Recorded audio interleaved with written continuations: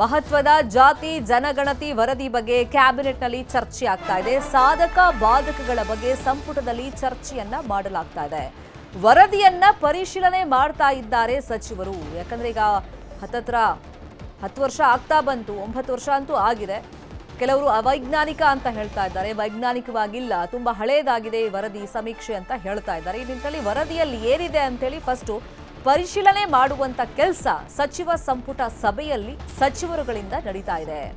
ಜಾತಿ ಜನಗಣತಿ ವರದಿ ಬಗ್ಗೆ ಸಮಾಲೋಚನೆಯನ್ನ ಮಾಡಲಾಗ್ತಾ ಇದೆ. ಸಚಿವರ ಅಭಿಪ್ರಾಯವನ್ನ ವರದಿ ನೋಡಿ ಹೇಳಿ ಅಂತ ಸಿಎಂ ಸಚಿವರ ಅಭಿಪ್ರಾಯ ಸಂಗ್ರಹ ಮಾಡುವಂತ ಕೆಲಸವನ್ನ ಮಾಡ್ತಾ ಇದ್ದಾರೆ. ಒಬ್ಬೊಬ್ಬರ ಅಭಿಪ್ರಾಯವನ್ನ ಸಿಎಂ ಕೇಳ್ತಾ ಇದ್ದಾರೆ. ಏನಾದರೂ ನಿಮ್ಮಲ್ಲಿ ಆಕ್ಷೇಪಣೆಗಳಿದ್ರೆ ಈ ವರದಿಗೆ ನನಗೆ ತಿಳಿಸಿ ಅಂತ ಸೂಚನೆಯನ್ನ ಕೊಟ್ಟಿದ್ದಾರೆ. ಸಂಪುಟ ಉಪಸಮಿತಿ ರಚನೆಗೆ ಹಲವರು ಈಗ ಒಲವನ್ನ ವ್ಯಕ್ತಪಡಿಸ್ತಾ ಇದ್ದಾರೆ. ಸಾಧಕ ಬಾಧಕ ಚರ್ಚೆ ಮಾಡೋದಕ್ಕೆ ಸಂಪುಟ ಉಪಸಮಿತಿ ಆದ್ರೆ ಒಳ್ಳೇದು ಅಂತ ಕೆಲವೊಂದಿಷ್ಟು ಸಚಿವರುಗಳು ಹೇಳಿದ್ದಾರೆ ಅನ್ನೋ ಮಾಹಿತಿ ನ್ಯೂಸ್ 18ಗೆ ಲಭ್ಯವಾಗಿದೆ.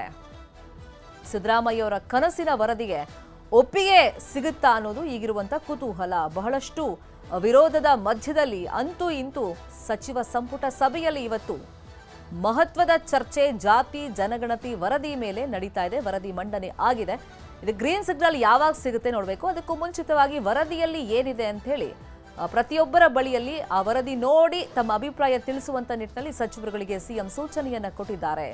ಈ ನಿಟ್ಟಿನಲ್ಲಿ ಆ ವರದಿ ಪರಿಶೀಲನೆ ಮಾಡ್ತಾ ಇದ್ದಾರೆ ಸಚಿವರುಗಳು. ಜಾತಿ ಜನಗಣತಿ ವರದಿ ಸಾಧಕ ಬಾಧಕಗಳ ಬಗ್ಗೆ ಮಹತ್ವದ ಚರ್ಚೆ ಇವತ್ತಿನ ಸಂಪುಟ ಸಭೆಯಲ್ಲಿ ನಡೀತಾ ಇದೆ.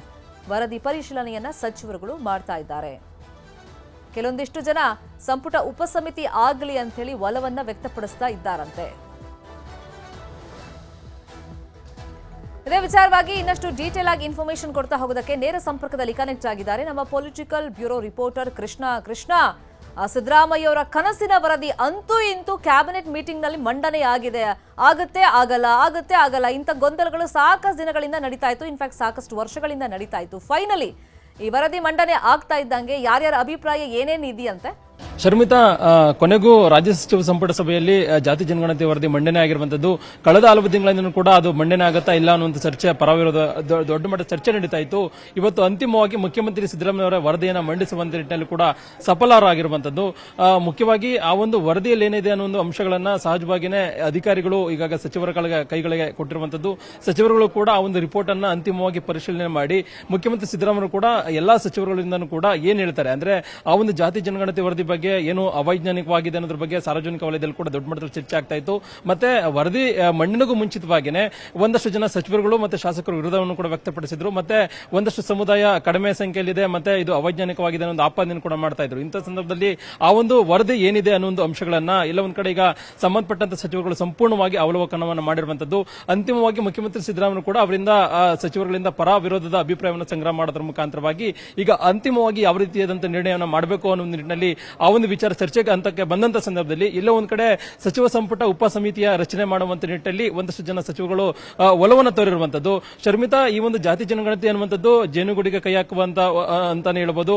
ಯಾಕಂದ್ರೆ ಒಂದು ಸಮುದಾಯ ಹೆಚ್ಚಿದೆ ಅನ್ನೋ ಒಂದು ವಿಚಾರ ಏನಾದ್ರು ಹೊರಗಡೆ ಬಂತು ಅಂತಂದ್ರೆ ಅದು ದೊಡ್ಡ ಮಟ್ಟದಲ್ಲಿ ಸರ್ಕಾರಕ್ಕೆ ಡ್ಯಾಮೇಜ್ ಆಗುತ್ತೆ. ಮತ್ತೆ ಸರ್ಕಾರ ಕೂಡ ಮುಖ್ಯಮಂತ್ರಿಗಳು ಕೂಡ ಇಕ್ಕಟ್ಟಿಗೆ ಸಿಲುಕಿಸುವಂತ ನಿರ್ಮಾಣ ಕೂಡ ಆಗುತ್ತೆ. ಆ ಕಾರಣಕ್ಕೋಸ್ಕರವಾಗಿಯೇ ಒಂದಷ್ಟು ಜನ ಸಚಿವರುಗಳು ಯಾರೆಲ್ಲ ವಿರೋಧವನ್ನ ಮಾಡ್ತಾ ಇದ್ದಾರೆ ಅಂತ ಸಚಿವರುಗಳು ಇಲ್ಲ ಒಂದ್ ಕಡೆ ಸಚಿವ ಸಂಪುಟ ಉಪ ಸಮಿತಿಯನ್ನ ರಚನೆಯನ್ನ ಮಾಡಿ ಅಂತಿಮವಾಗಿ ಆ ಒಂದು ಸಮಿತಿ ಆ ಒಂದು ವರದಿಯ ಬಗ್ಗೆ ಪರಿಶೀಲನೆ ಮಾಡಿ ಒಂದಷ್ಟು ದಿನಗಳ ಕಾಲ ಅದ್ರ ಬಗ್ಗೆ ಅಧ್ಯಯನ ಮಾಡೋದ್ರ ಮುಖಾಂತರವಾಗಿ ಅಧ್ಯಯನ ಮಾಡಿದ ನಂತರವಾಗಿ ಮತ್ತೆ ಉಪಸಮಿತಿ ಸರ್ಕಾರಕ್ಕೆ ವರದಿ ಕೊಟ್ಟು ಮತ್ತೊಮ್ಮೆ ಸಚಿವ ಸಂಪುಟ ಸಭೆಯಲ್ಲಿ ಅದ್ರ ಬಗ್ಗೆ ವಿಸ್ತೃತವಾಗಿ ಚರ್ಚೆ ಮಾಡಿ ಅಂತಿಮವಾಗಿ ಇದನ್ನು ಜಾರಿ ಮಾಡುವಂತ ನಿಟ್ಟಿನಲ್ಲಿ ಮಾಡಬೇಕಾ ಇಲ್ವಾ ಅನ್ನೋ ನಿರ್ಣಯವನ್ನ ಮಾಡೋಣ. ಆದ್ರೆ ಸದ್ಯಕ್ಕೆ ಸಚಿವ ಸಂಪುಟ ಉಪ ಸಮಿತಿ ರಚನೆಯನ್ನ ಮಾಡಿ ಅನ್ನೋ ಕೆಲವು ಸಚಿವರುಗಳನ್ನು ಅಂದ್ರೆ ಜಾತಿ ಜನಗಣತಿ ವರದಿಯನ್ನು ಯಾರು ವಿರೋಧವನ್ನ ಮಾಡ್ತಾ ಇದ್ರು ಅಂತ ಸಚಿವರುಗಳು ಎಲ್ಲ ಒಂದ್ ಕಡೆ ಈಗ ಸಚಿವ ಸಂಪುಟ ಸಭೆಯಲ್ಲಿ ಈ ಒಂದು ಸಲಹೆಯನ್ನ ಈಗಾಗಲೇ ಕೊಟ್ಟಿದ್ದಾರೆ ಅನ್ನೋದ್ರ ಬಗ್ಗೆ ಕೂಡ ಹೇಳಲಾಗ್ತಾ ಇದೆ. ಹೀಗಾಗಿ ಅಂತಿಮವಾಗಿ ಮುಖ್ಯಮಂತ್ರಿಗಳು ಕೂಡ ಈಗ ಸಚಿವರುಗಳಿಂದ ಏನು ಅಭಿಪ್ರಾಯವನ್ನ ಕೊಡ್ತಾ ಇದ್ದಾರೆ ಆ ಒಂದು ಅಭಿಪ್ರಾಯವನ್ನು ಕೂಡ ಈಗಾಗಲೇ ಸಂಗ್ರಹ ಮಾಡುವಂತ ನಿಟ್ಟಿನಲ್ಲಿ ಕೂಡ ಮುಂದಾಗ್ತಾ ಇರುವಂತದ್ದು.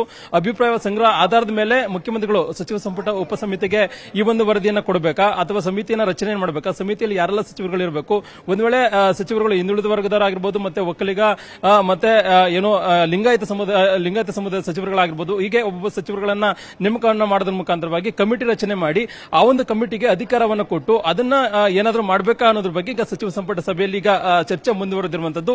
ಇನ್ನೇನು ಕೆಲವೇ ಕ್ಷಣಗಳಲ್ಲಿ ಸಚಿವ ಸಂಪುಟ ಸಭೆ ಕೂಡ ಮುಕ್ತಾಯ ಆಗುತ್ತೆ. ಕಾನೂನು ಸಚಿವರಾಗಿರ್ತಕ್ಕಂಥ ಎಚ್ ಕೆ ಪಾಟೀಲ್ ಅವರೇ ಈ ಒಂದು ವಿಚಾರದ ಬಗ್ಗೆ ಮಹತ್ವದ ನಿಲುವನ್ನ ಪ್ರಕಟ ಮಾಡುವಂತ ಸಾಧ್ಯತೆ ಕೂಡ ಇರುವಂತದ್ದು. ಆದ್ರೆ ಸದ್ಯಕ್ಕಂತೂ ಈಗ ಜಾತಿ ಜನಗಣತಿ ವರದಿಯನ್ನ ಸದ್ಯಕ್ಕೆ ಜಾರಿ ಮಾಡುವಂತ ನಿಟ್ಟಿನಲ್ಲಿ ಸರ್ಕಾರ ಯಾವುದೇ ರೀತಿಯಂತ ನಿರ್ಣಯವನ್ನ ಮಾಡಿಲ್ಲ ಅಂತ ಕೂಡ ಹೇಳಲಾಗ್ತಾ ಇದೆ. ಯಾಕಂದ್ರೆ ತಕ್ಷಣಕ್ಕೇನೆ ಈ ಒಂದು ವರದಿಯನ್ನ ಜಾರಿ ಮಾಡುವಂತ ನಿಟ್ಟಿನಲ್ಲಿ ಏನಾದ್ರು ಮನಸ್ಸನ್ನ ಮಾಡ್ತು ಅಂತಂದ್ರೆ ಅದು ಯಾರು ಜಾತಿ ಜನಗಣತಿಯಲ್ಲಿ ಎಷ್ಟು ಜಾತಿ ಜನಗಣತಿಯಲ್ಲಿ ಯಾವೆಲ್ಲ ಸಮುದಾಯ ಕಡಿಮೆ ಇದೆ ಅನ್ನೋದ್ರ ಬಗ್ಗೆ ಗೊತ್ತಾಗ್ತಾ ಕೂಡಲೇ ಆ ಒಂದು ಕಮ್ಯುನಿಟಿ ದೊಡ್ಡ ಮಟ್ಟದಲ್ಲಿ ಪ್ರತಿಭಟನೆ ಮಾಡುವಂತದ್ದು ಮತ್ತೆ ವಿರೋಧ ಮಾಡುವಂತ ಸಾಧ್ಯತೆ ಇದೆ.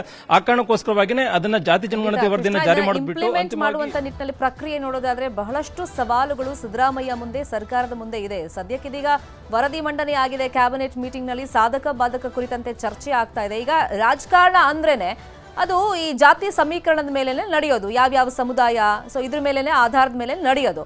ಈಗ ಈ ವರದಿಯನ್ನ ನೋಡ್ತಾ ಇದ್ದಂಗೆ ಸಚಿವರುಗಳ ಪೈಕಿನೇ ಏನ್ ಮಾತುಕತೆ ಚರ್ಚೆ ಆಗ್ತಿದೆ ಅಂದ್ರೆ ಭವಿಷ್ಯದ ರಾಜಕಾರಣದ ಸಮೀಕರಣದ ಬಗ್ಗೆ.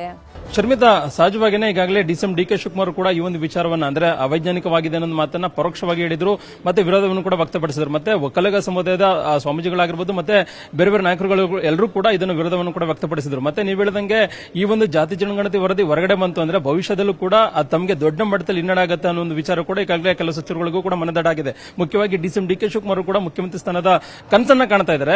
ಈಗ ಜಾತಿ ಜನಗಣತಿ ವರದಿಯಲ್ಲಿ ಏನಾದರೂ ತಮ್ಮ ಕಮ್ಯುನಿಟಿ ಅತ್ಯಂತ ಕಡಿಮೆ ಪ್ರಮಾಣದಲ್ಲಿ ಬಂತು ಅಂತಂದ್ರೆ ಅದು ದೊಡ್ಡ ಪ್ರಮಾಣದಲ್ಲಿ ತಮಗೆ ಬರುವಂತ ದಿನಗಳು ಹಿನ್ನಡೆ ಆಗಬಹುದು ಅನ್ನೋ ಒಂದು ವಿಚಾರ ಡಿ.ಕೆ ಶಿವಕುಮಾರ್ಗೂ ಕೂಡ ಗೊತ್ತಾಗಿರುವಂತದ್ದು. ಆ ಜೊತೆಗೆ ಎಲ್ಲೊಂದ್ ಕಡೆ ಲಿಂಗಾಯತ ಸಮುದಾಯದ ಒಂದಷ್ಟು ಜನ ಸಚಿವರುಗಳು ಕೂಡ ಇದೇ ಒಂದು ವಿಚಾರವನ್ನು ಪ್ರಸ್ತಾಪವನ್ನು ಮಾಡಿರುವಂತದ್ದು. ಈಗಾಗಲೇ ಶಾಮನೂರು ಶಿವಶಂಕರಪ್ಪನವರು ಕೂಡ ಶಾಸಕರು, ಹಿರಿಯ ಶಾಸಕರು ಅವರು ಕೂಡ ವಿರೋಧವನ್ನು ಕೂಡ ವ್ಯಕ್ತಪಡಿಸಿದ್ದಾರೆ.